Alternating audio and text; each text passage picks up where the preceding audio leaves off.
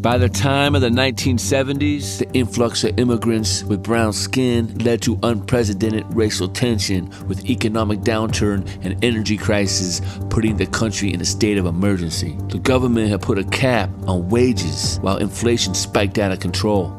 Workers went on strike. Power outages were the routine. Battle lines were being drawn along race and class like never before. Post-Empire Great Britain was locked in a struggle to define itself. I mean, it was kicking off here, man. You know, we had riots in the late 70s, talking massive unemployment, 3-day weeks, rise of the National Front. The popular music of the time was like a million miles removed from the feeling on the street. The cultural climate was pretty dread.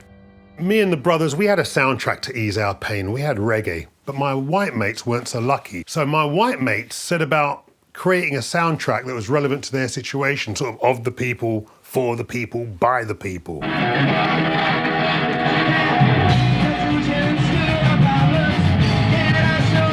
London was the centre of the punk rock universe. The Roxy turned out to be the very first live punk rock venue in the UK. It was so early in the whole punk rock scene that there weren't any UK punk records to play.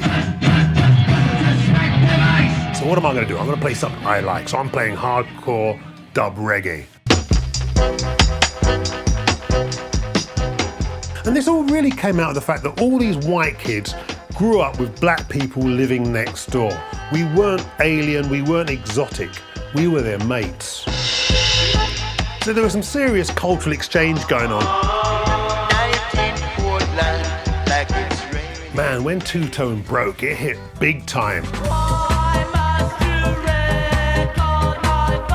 It had that magic combination of danceable music with style and attitude.